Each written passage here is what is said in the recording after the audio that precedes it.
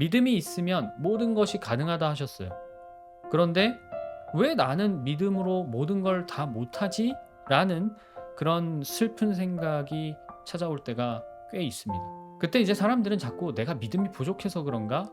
라고 생각을 해요. 그런데 우리가 거기서 조금 더 나아가 보자는 겁니다. 믿음이 적은 것보다 그 적은 믿음으로도 내가 정말 믿음 자체를 믿음직스럽게 증명해내고 있는가? 나의 고백과 나의 행동으로 한번 판단을 해보자는 겁니다. 내가 적은 믿음을 갖고 있든 많은 믿음을 갖고 있든 내 믿음이 정말로 믿음직스러운 믿음인가?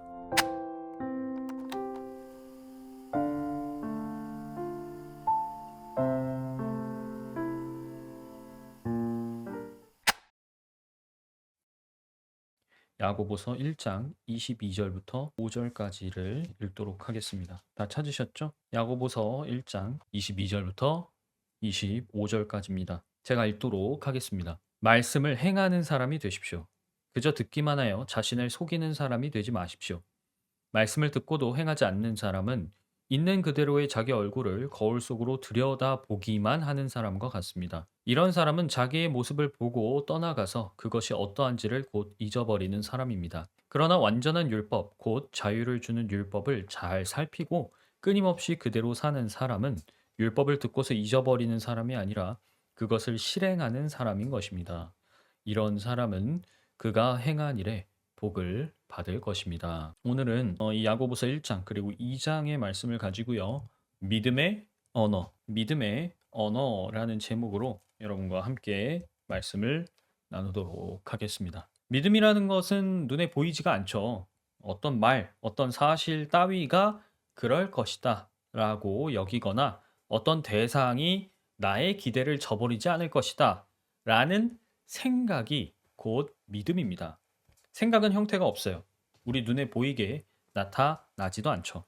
그러나 우리가 보이지 않는 이 무형의 언어로, 말로 눈에 보이는 자기 존재를 드러내고 있는 것처럼 하나님께서 말씀으로 세상을 창조하신 것 같이 또 믿음도 그것을 나타낼 수 있는 언어가 있습니다. 오늘은 바로 야고보서의 말씀을 통해서 그 믿음의 언어가 무엇인지를 함께 생각해 보려고 해요. 제가 오늘 말씀을 준비한 여러 가지 이유 중 하나는 이제 우리가 곧 창립 기념 예배에 모여서 나눌 정책 토의도 있습니다. 정책이라는 게 뭐예요?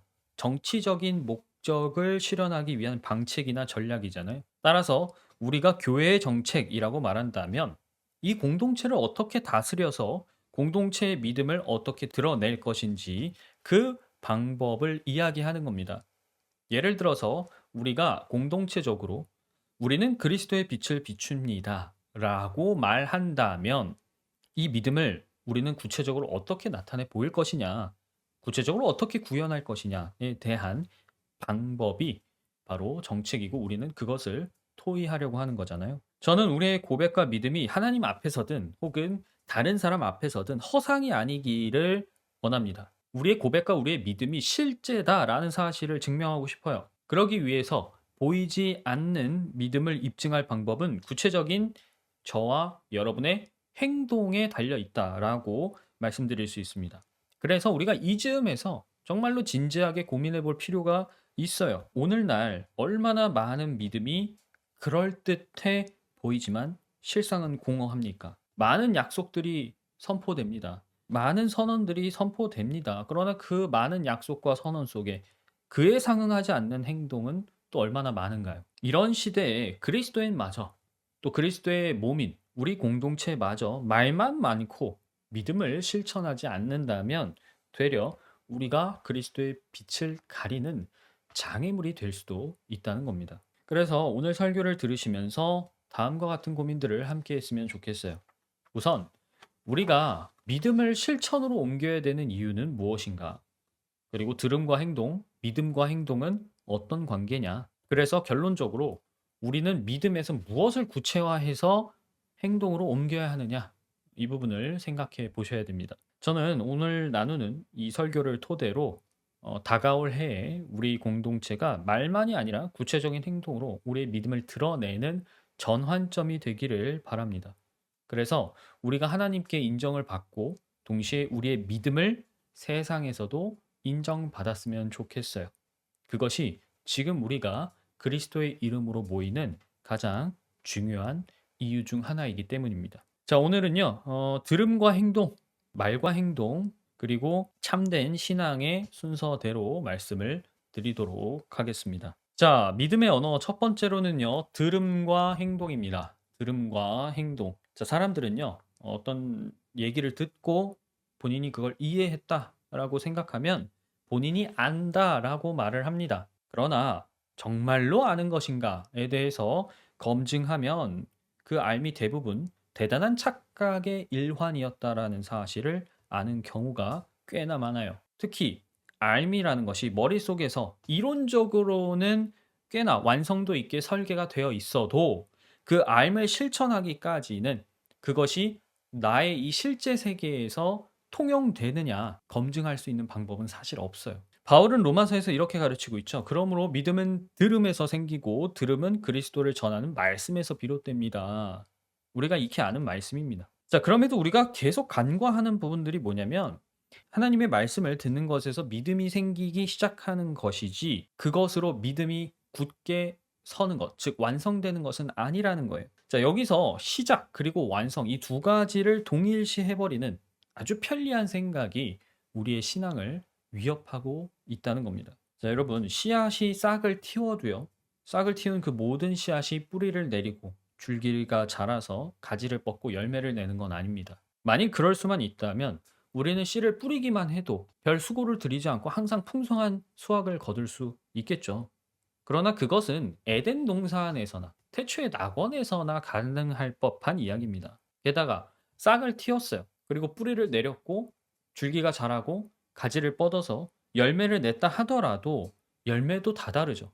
열매의 맛, 열매의 크기, 열매의 양은 나무마다 천차만별입니다. 어떤 나무의 열매는 심지어 가지 안에서도 다르죠. 어떤 가지의 열매는 큰데 맛이 없어요. 근데 같은 나무에도 어떤 가지의 열매는 작아도 맛있기도 합니다. 게다가 맛도 좋고 크기도 큰 정말 이상적인 열매를 내는 가지나 나무도 있는 법 아니겠어요? 우리가 농사를 잠깐만 지어 보아도 각각의 씨앗이 얼마나 제각기 다른 결과를 낼 수 있느냐 이건 금방 알 수 있는 겁니다. 자, 이처럼 믿음이 생기기 시작하는 순간은 우리 마음밭에 뿌려진 하나님의 그 말씀이 껍질을 딱 까고 나서 씨앗을 틔우는 순간입니다. 물론 이 씨앗이 싹을 틔우지 않고는 일단 아무런 열매도 기대를 할 수 없는 게 분명하기 때문에 당연히 우리가 하나님의 말씀을 받아들이는 일이 가장 중요한 건 맞아요. 여기서부터 모든 게 시작되는 겁니다. 그러니까 본문도 보면 야고보가 이렇게 주문을 하죠. 21절에 그러므로 더러움과 넘치는 악을 모두 버리고 온유한 마음으로 여러분 속에 심어 주신 말씀을 받아들여야 합니다. 자, 누구든지 이렇게 하나님의 말씀을 들었어요. 그리고 그 말씀을 받아들였어요. 그러면 거기에서부터 믿음이 생겨나기 시작하는 겁니다. 자, 그리고 믿음이 생기기 시작한다. 이 말은요. 내가 들은 그 말씀을 이해한다. 이해하기 시작한다. 라는 말과 똑같은 뜻이에요. 자, 그런데 내가 안다고 생각하는 그 말씀, 이 진리를 정말로 아는 것인지 우리가 의심할 필요가 있다라는 겁니다. 자, 사람들이 학사, 석사, 박사 이 세 학위의 차이를 우스갯소리로 이렇게 말하고는 해요. 학사는 자기가 그 분야에 대해서 거의 다 아는 것 같다라고 생각을 합니다. 반면에 석사는 아직은 좀 모르는 게 있는 것 같다라고 생각을 합니다. 박사는 다 공부했더니 나는 아는 게 없다. 이렇게 생각한다 그래요. 근데 이 농담은요. 초심자가 빠지게 되는 아주 큰 함정을 지적을 하고 있습니다. 뭐예요? 시작은 완성이 아니라는 겁니다. 씨앗이 잘 자라서 열매를 많이 내는 것이 당연히 이상적이에요. 우린 그러기를 기대합니다. 그러나 여러분이 이 땅에서만 보더라도 실질적으로 그 이상에 도달하는 씨앗의 비율은 그렇게 높지 않습니다. 왜 그런가? 아까도 말씀드렸지만 씨앗이 자라야 할 이 땅이 씨앗에게 호의적이지 않기 때문에 그래요. 예수님이 해주신 씨 뿌리는 사람의 이야기, 그리고 태초에 땅이 저주받은 이 두 가지 내용만 보더라도 우리는 쉽게 이해를 할 수가 있습니다. 우선 예수님이 하나님의 말씀으로 비유된 그 씨앗이 땅에 떨어졌을 때 씨앗이 자라나서 열매 맺기 위해 마주해야 되는 여러 가지 장애물들을 직접 언급하신 적이 있어요. 예를 들면 마르고 딱딱한 땅이 있고요. 흙이 얕은 땅이 있고요. 심겨서 자라는데 그 성장을 방해하는 가시덤불이 옆에 자라고 있던가요. 그러니까 씨앗이 잘 자라기에 적합하지 않은 수많은 문제들, 수많은 장애물들이 씨앗이 내던져지는 곳에 산재하고 있다는 겁니다. 여기서 우리가 하나님이 인간에게 내리신 벌을 떠올려 볼 수 있겠죠. 뭐예요? 땅이 가시덤불과 엉겅퀴를 낸다는 겁니다. 땀을 흘려야 그 나달을 먹을 수 있다는 저주죠. 자, 땅이라는 것은요, 원래 씨앗에게 호의적이었습니다. 심으면 그냥 잘 자랐어요. 무엇이든지 잘 자라서 좋은 열매를 내게 도와주었습니다. 그런데 저주를 받고 나니까 땅이 씨앗을 방해해요. 잘 자라지 못하게 방해하기 시작하는 겁니다. 자, 이것이 마치 우리 육신을 보는 것 같아요. 우리 마음에 뿌려진 하나님의 말씀을 잘 믿지 못하도록 방해하는 게 우리 몸이잖아요. 이 육신이잖아요. 그러므로 죄의 저주 아래 있는 이 몸은 마치 저주받은 땅과 비슷하게 생각해 볼 수 있는 겁니다. 근데 여러분, 땅이 저주받은 일에 씨앗을 뿌리고 또 열매를 거두기까지 우리가 쉽지 않다라는 걸 알잖아요. 오랜 시간을 견뎌야 되는 거 알잖아요. 마찬가지예요. 말씀을 듣고 우리가 이해하고 그래서 그 믿음이 자라서 열매를 맺기까지에는 많은 인고가 있다는 겁니다. 이게 쉬운 일이 아니에요. 죄를 지으려고 욕심내는 육신이 있어요. 그리고 이 육신을 충동질하는 나를 둘러싸고 있는 이 현 세상이 있죠.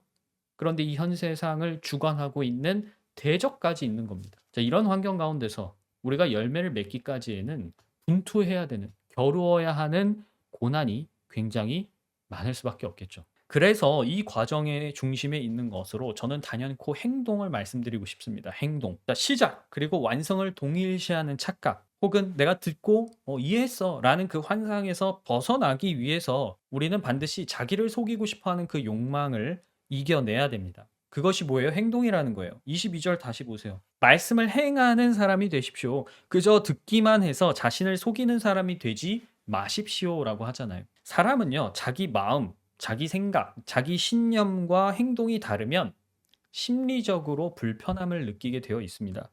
이것을 우리가 심리학에서 인지 부조화라 그러죠. 이런 불편한 느낌은요, 여러분의 양심이 여러분의 이성과 지성에 보내는 신호예요. 어, 너 지금 모순적이야. 넌 너 스스로를 부정하고 있어.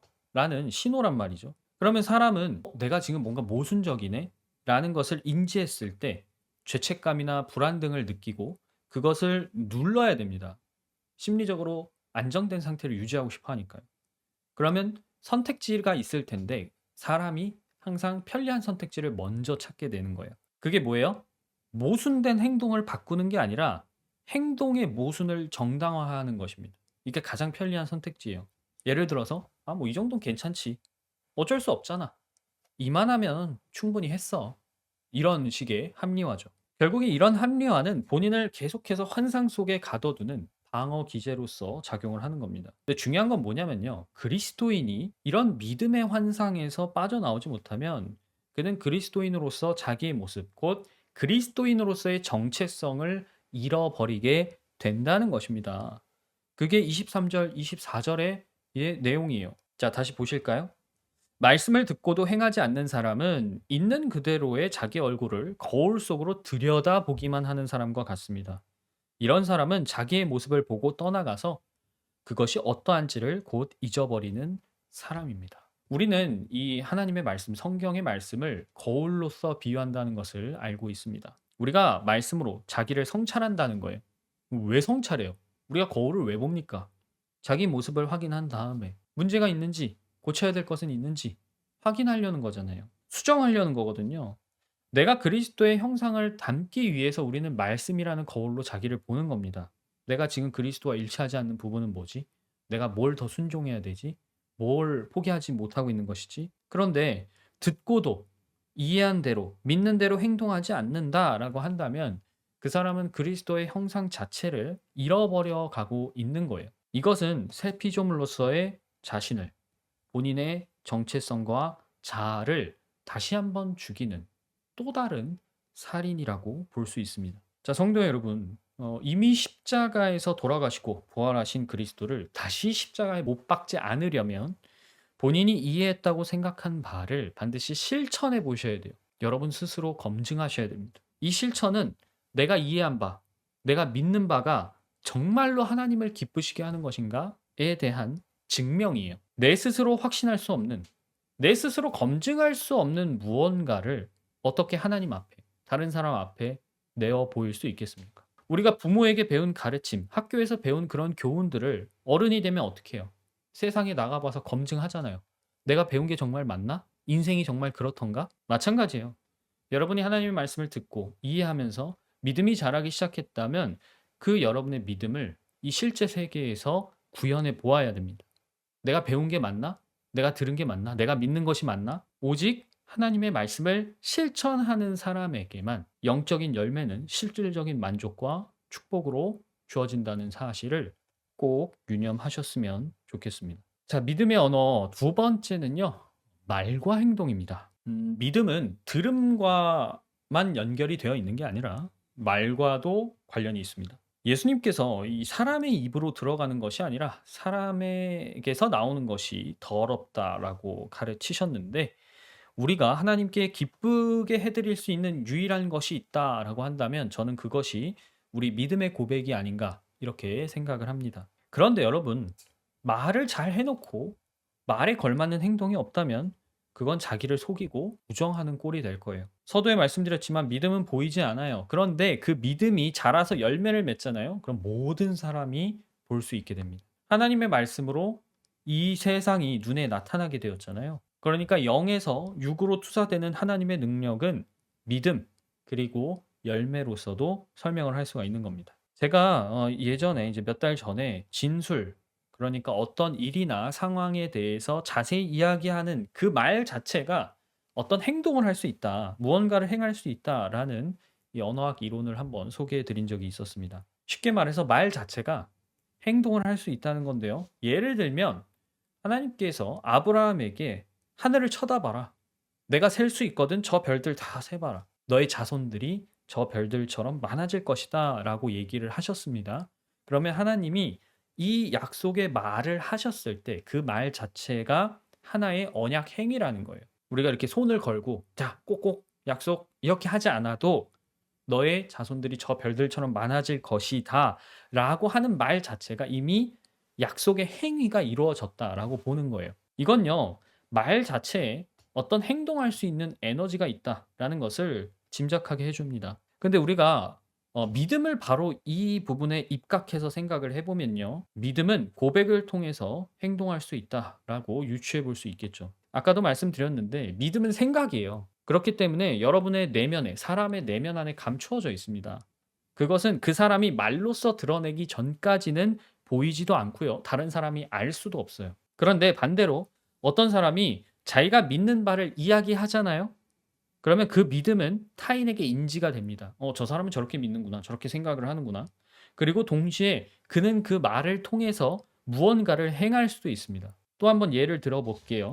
어떤 그리스도인이 다른 사람에게 예수님은 다시 오실 것입니다. 라고 이렇게 말했다고 해볼까요? 그는 자기 믿음을 일단 말로써 보여주었습니다. 그래서 실질적으로 다시 오실 예수님을 본인이 기다리고 있는 행동을 하고 있는 거예요. 믿음의 고백이 보이지 않던 믿음을 실질적으로 행동으로 나타내 보이는 중요한 장치가 되는 것이죠. 따라서 믿음, 고백, 실천 이 세 가지는 영과 육을 연결해 주는 굉장히 중요한 세 가지 요소라고 말씀을 드릴 수가 있습니다. 자, 근데 이제 문제는 뭐냐면요. 고백으로 드러난 그 믿음이 이제 고백이 실질적으로 수행하는 행동과 일치하지 않을 때예요. 앞서 말씀드렸던 그 인지 부조화 문제랑 마찬가지로 말, 행동 이 두 가지가 일치하지 않는다.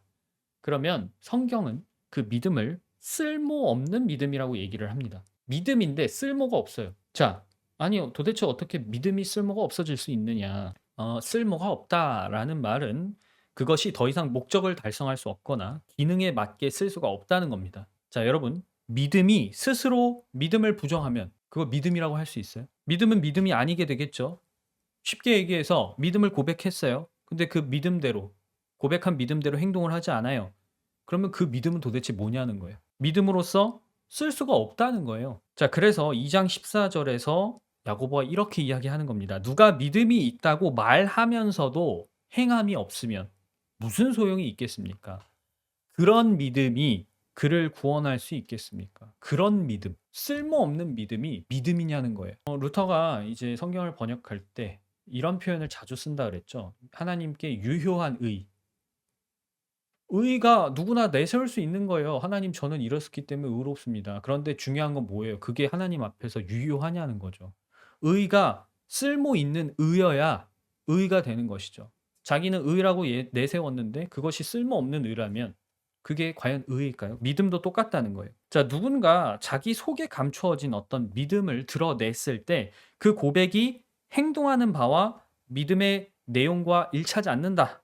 그러면 그 믿음은 하등 쓸모가 없습니다. 본인은 믿음이라고 아무리 어필해도 하나님께 인정받을 수가 없다는 거예요. 이런 쓸모없는 믿음은 열매 맺지 못하는 가지와 같습니다. 농부의 입장에서 나무에 가지가 많은데 그 가지가 열매를 하나도 못 내요. 그러면 어떻게 하는 게 나을까요? 차라리 그걸 잘라서 불쏘시개로 쓰는 게 낫겠죠. 여러분, 그런데 이런 부분에서 이제 우리가 다른 사람의 믿음을 함부로 쓸모없다라고 판단해도 되느냐라는 의문이 들 수가 있습니다. 믿음의 고백 그리고 믿음의 행동 이 두 가지가 일치하지 않는 사람을 조금 우리가 너무 쉽게 평가하는 건 아닌가라는 우려를 표하실 수도 있는데 사실 우리가 판단하기도 전에 이미 그 사람의 믿음은 자기 믿음이 쓸모가 없다고 스스로 증명을 한 거예요. 지금 야고보서 2장 17 절에서 "이와 같이 믿음의 행함이 따르지 않으면 그 자체만으로는 죽은 것입니다."라고 얘기를 하고 있거든요. 죽었다는 건 뭐예요? 더 이상 생명이 없다는 거예요. 생명이 없다라는 것. 즉 믿음이 죽었다면 그 믿음은 실질적으로 또한 주체적으로 어떤 행동을 수행할 수 있는 능력이 없습니다. 지금 야고보는 믿음과 행동의 대결 구도에 있어서 우리한테 지금 두 가지 사례를 제시하고 있습니다. 하나씩 좀 살펴보려고 하는데요. 야고보가 먼저 제기한 첫 번째 논의 주제는 2장 18 절에 나옵니다. 여러분 한 장 넘겨서 같이 따라와 보세요. 2장 18 절에 보면 이런 가정을 합니다. 어떤 사람은 이렇게 말할 것입니다. 자, 가상의 사람이 얘기해요. "너에게는 믿음이 있고 나에게는 행함이 있다. 행함이 없는 너의 믿음을 나에게 보여라. 그러면 나는 행함으로 나의 믿음을 너한테 보이겠다." 상황이 뭐냐면 어떤 사람이 본인은 믿음이 있다고 말을 하는데 그에 걸맞는 행동을 안 하는 거예요. 그래서 상대편이 이렇게 얘기를 하는 겁니다. 자, 그렇다면 이런 질문을 해볼 수도 있겠죠. 구원은 오직 믿음으로 받는 거 아닙니까? 그런데 우리가 믿음만으로 충분하지 않다는 건가요? 그런데 지금 여기서 야고보가 말하는 논점은 믿음만으로 구원을 받을 수 없다는 게 아닙니다. 우리가 14절에 나오는 그 표현을 주목해야 돼요. 그런 믿음, 아까 제가 강조드렸잖아요. 그런 믿음이 그를 구원할 수 있겠습니까? 그러니까 무언가를 믿는다고 말을 하는데 스스로 그 믿는 바를 부정하는 고작 그 정도의 믿음이 구원에 이를 충분한 믿음이 되겠는지에 대해서 묻고 있는 겁니다. 이 사례의 핵심은요, 누군가 말한 발화된, 고백된, 진술된 그 믿음이 정말로 믿습니까? 라는 거예요. 믿음이 단지 드러났다고 해서 충분히 믿음직스러워지는 것은 아니겠죠. 히브리서의 이 말씀 기억하세요. 보이는 것은 나타나 있는 것에서 된 것이 아니다. 이 원리를 똑같이 여기 한번 적용을 해보자는 거예요. 믿음이 고백을 통해서 말로서 나타났어요. 드러났어요. 그렇다면 그 말이 행하는 믿음의 내용, 이건 행동입니다. 그 행동의 본질은 말이 아니라 그 말을 통해 나타난 믿음 자체에 있는 거예요. 그러니까 아까 말씀드렸던 예를 다시 생각을 해보세요. 예수님은 다시 오실 것입니다. 라는 말 자체는 감추어진 어떤 사람의 생각, 믿음을 나타낸 거예요. 그런데 그 사람이 이 말을 함으로써 실질적으로 예수님을 기다리고 있다고 가정을 해 봅시다. 그렇다면 기다림이라는 행동의 본질은 말이 아니죠. 그 말이 나타낸 믿음에 있는 겁니다. 말은 중개를 해 주는 거예요. 행동과 믿음 사이에서. 따라서 우리는 야고보의 말처럼 행동 자체가 믿음을 증명할 수 있다고도 말할 수 있는 것이죠. 자, 이러면서 야고보가 한 가지 사례를 더 제시하는데요. 그것이 아브라함의 이야기입니다. 2장 21 절부터 22 절까지인데요. 자, 보시기 바랍니다. "우리 조상 아브라함이 자기 아들 이삭을 제단에 바치고서 행함으로 의롭게 된 것 아닙니까? 그대가 보는 대로 믿음이 그의 행함과 함께 작용을 한 것입니다. 그러므로 행함으로 믿음이 완전하게 되었습니다." 지금 야고보는요, 다음 구절에서 아브라함이 하나님을 믿으니까 그것이 의로 여겨졌다라는 창세기 15장 말씀을 인용하고 있습니다. 자, 그래서 이걸 잘 생각해 보잖아요. 21절, 22절 제가 방금 읽은 이 말이 좀 모순같이 들릴 수도 있어요. 왜냐면 창세기 15 장의 내용은 제가 아까 인용했던 부분이에요.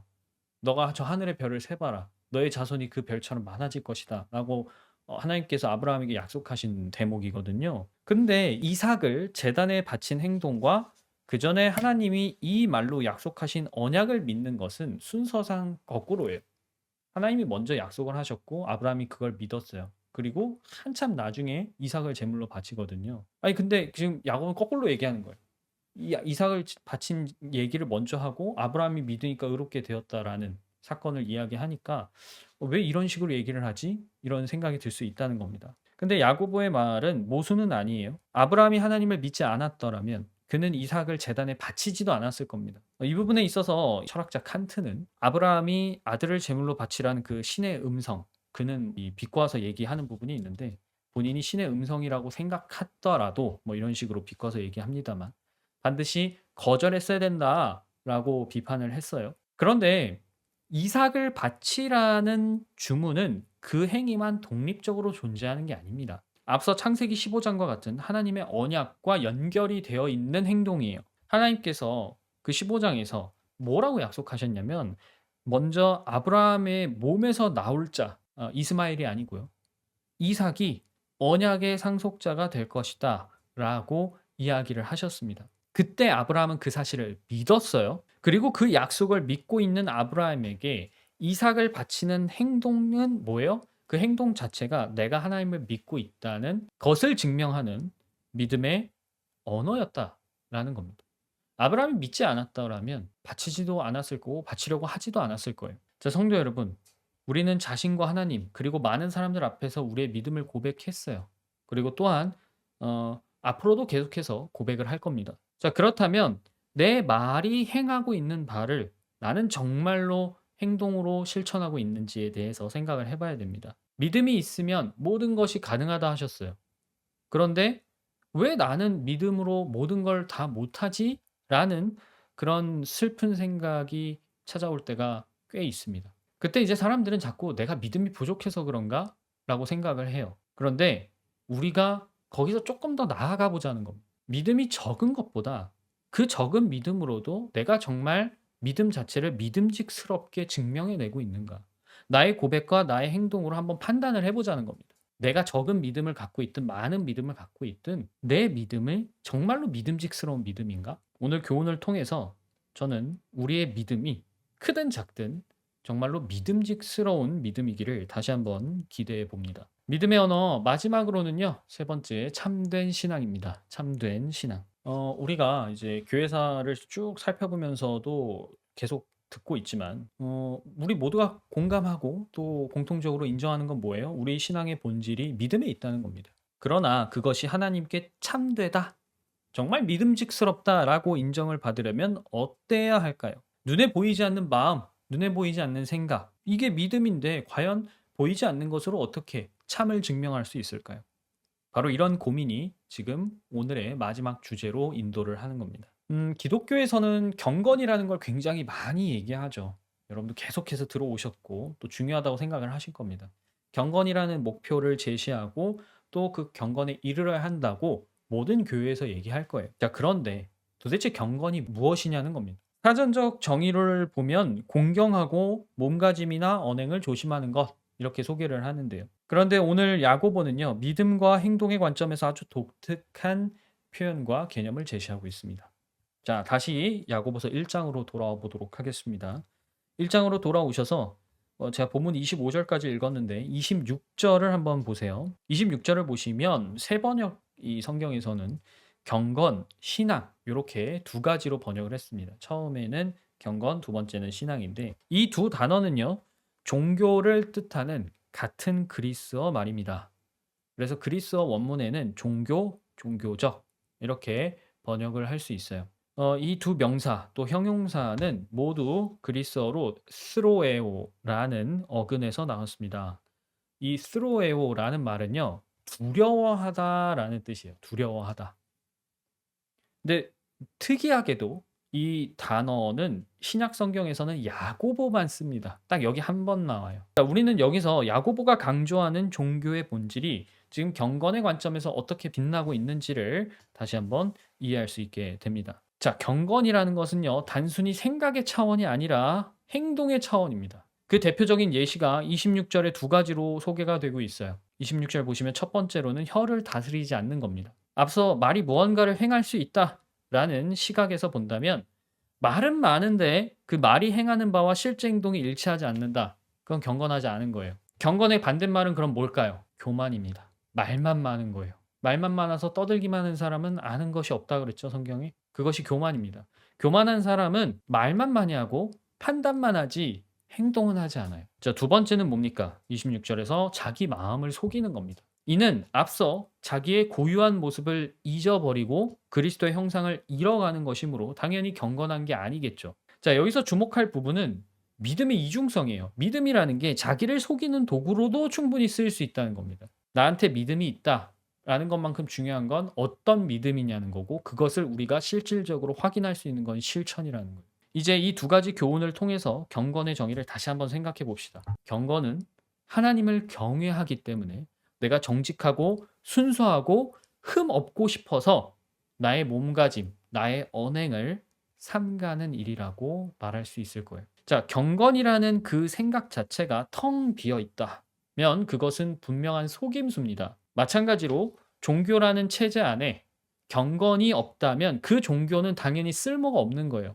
종교로서의 본질을 잃어버린 겁니다. 많은 종교가 선행을 말하고 요구하고 있어요. 그런데 기독교 신앙이 구별되는 이유는 그 행위의 순수성에 대한 기준이 다르기 때문입니다. 우리는 어떤 사람의 행동이 선하다, 그 의도가 순수하고 깨끗하다라고 판단하는 기준을 어디에 둡니까? 하나님의 뜻에 둡니다. 0에서부터 하나님께, 그리스도께, 성령께 순종해서 나타나는 그 행위를 우리는 선하다, 순결하다, 깨끗하다, 흠이 없다라고 판단해요. 이 점에 있어서 야고보는 예수님과 사도들이 입을 모아 얘기하는 두 가지 도덕을 이야기하고 있습니다. 27절을 볼까요? 자, 우선 첫 번째 도덕은 뭐냐면 고난을 겪는 고아들과 과부들을 돌보는 일입니다. 이것은요, 내 이웃을 자신과 같이 사랑하라 라는 율법의 두 번째 계명을 대표하죠. 자, 그리고 이어서 두 번째 도덕은 뭡니까?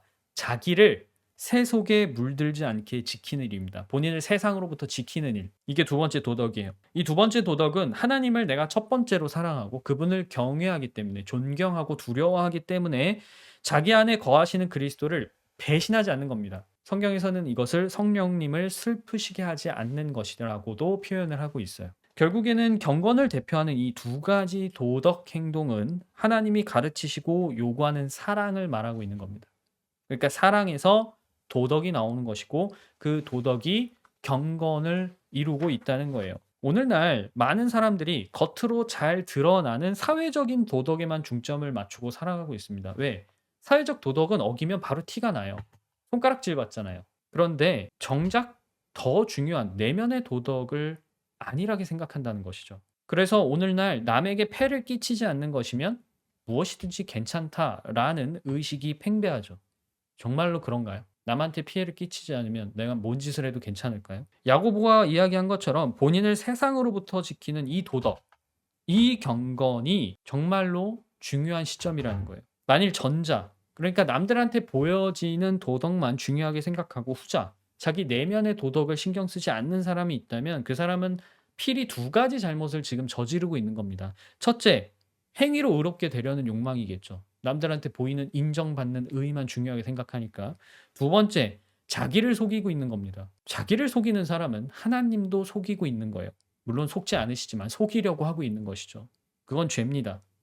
그리고 이 두 가지 잘못은 전부 하나님의 사랑을 배반하는 일이기도 해요. 하나님께 인정받는 경건은요, 하나님의 뜻을 자기의 뜻으로 삼는 영적인 도덕에서 출발하는 겁니다. 모든 사람이 구원을 받고 진리를 깨닫는 것이 하나님의 뜻이라면 우리 종교의 경건이라는 것은 하나님을 사랑하고 이웃을 사랑해서 하나님의 뜻을 이룰 때 완성되는 온전한 도덕에 있습니다. 그러므로 참된 신앙은 하나님의 덕으로 자신과 이웃을 악으로부터 지키는 굉장히 실질적인 능력이라는 것이 분명해요.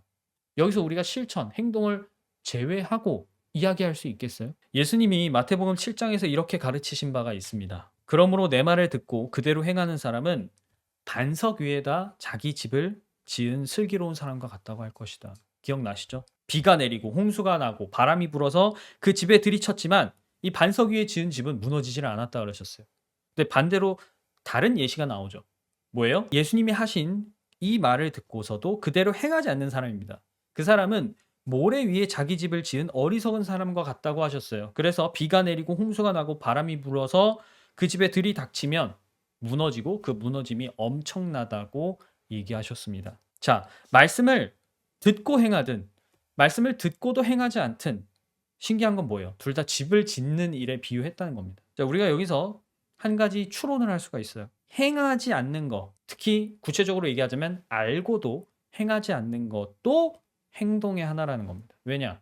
듣고 행하지 않는 것도 집을 짓는 거라고 하셨으니까. 이것이 이제 우리가 법적으로는 부작위라는 표현을 쓰죠. 마땅히 해야 될 일을 일부러 하지 않는 것. 그것도 부작위도 행동이라는 겁니다. 도덕의 부작위를 생각해 볼 필요가 있어요. 마땅히 해야 된다는 것을 알고 있으면서도 하지 않는 그 도덕의 부작위는 어리석음이고 죄라고 말씀드릴 수 있습니다. 진리를 듣고도, 진리를 알고도, 진리를 말하고도 행동하지 않는 행위죠. 자, 여러분, 어떻게 어리석음이 죄가 될 수 있을까요? 우리가 그냥 단순하게 슬기롭지 못하고 멍청하거나 둔한 거, 그게 왜 죄일까? 이렇게 생각해 볼 수 있거든요. 근데 하나님은요, 요한을 통해서 분명히 말씀하셨습니다. 요한복음에 처음에 나오죠. 이 세상에 빛이 왔어요. 사람들은 그 빛을 알아봤습니다. 그러나 빛보다 어둠을 더 사랑하기로 선택해서 어둠에 머물렀어요. 하나님은 그 선택 자체가 정죄라고 이야기하십니다.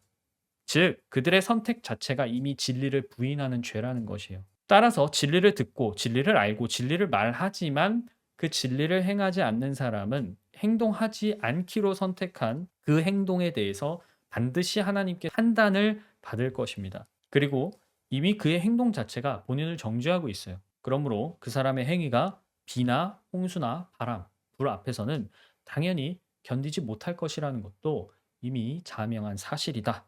이렇게 말씀드릴 수가 있겠습니다. 자, 성도 여러분, 우리가 지난주에 욥의 이야기를 살펴봤었잖아요.